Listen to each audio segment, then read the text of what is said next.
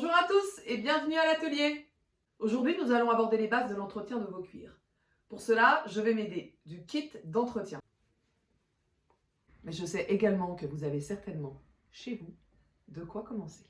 Comme support pour la démo, je vais utiliser un article en cuir que j'ai depuis très longtemps. Exactement 31 ans. C'est mon premier cartable en cuir.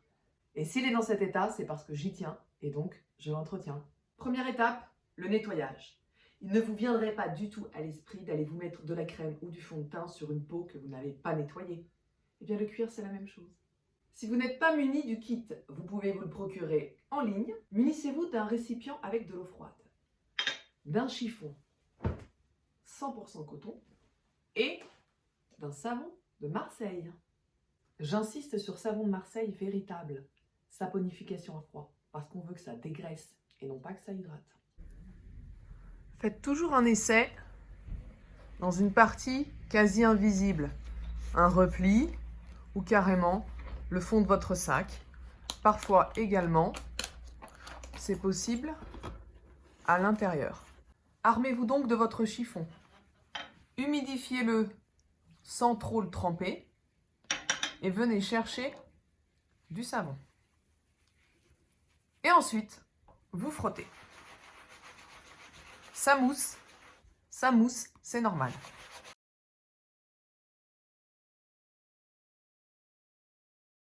Vous décollez la saleté.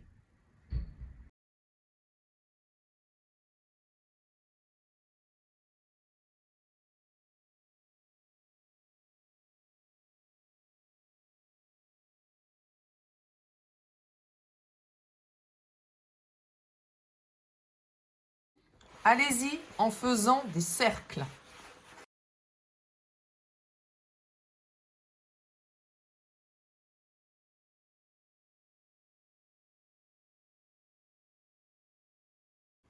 Insistez sur les parties qui prennent cher.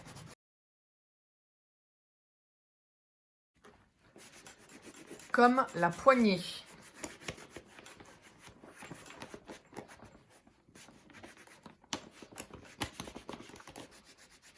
Ensuite, vous laissez sécher à l'air libre.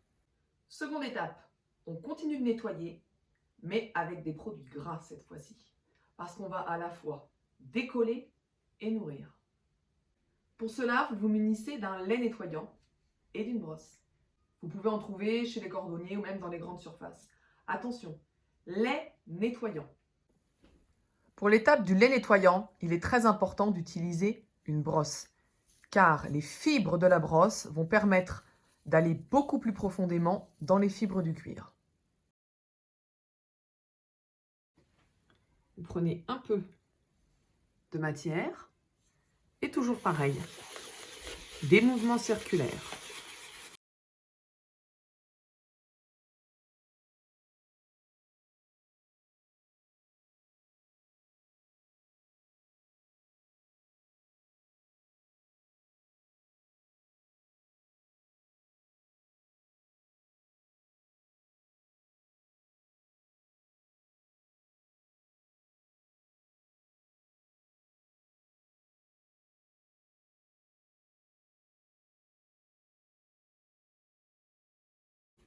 Et ensuite, vous enlevez l'excédent.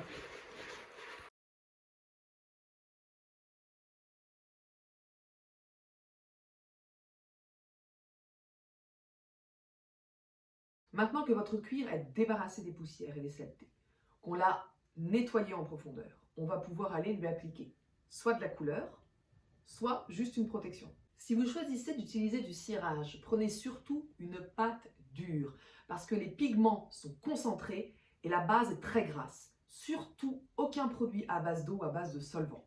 Sinon, cela risque de dessécher les fibres de votre cuir et par conséquent de le rendre plus poreux, voire très perméable. Alors que ce qu'on veut, c'est le protéger. Pour appliquer du cirage, c'est toujours pareil. En cercle.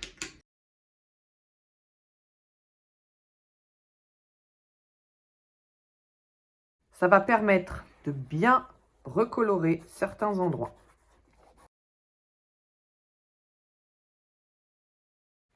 Et vous faites ça partout où c'est nécessaire. Et pour terminer, le lustrage, il s'agit d'enlever l'excédent. Vous faites des mouvements très rapides sur toute la surface que vous venez de traiter. Par là même, vous donnez un aspect brillant à votre cuir, d'où le terme lustrage. Et voici un cartable beau comme un sou neuf, prêt à affronter toutes les intempéries. Retrouvez tous les détails et les descriptions sur le blog de mon site internet. J'espère que mes conseils vous auront servi. N'hésitez pas non plus à me suivre sur Instagram pour plus de fun. Et si vous avez des questions, laissez-les en commentaire. Je rappelle que vous pouvez vous procurer mon kit d'entretien du cuir sur mon site internet. À bientôt!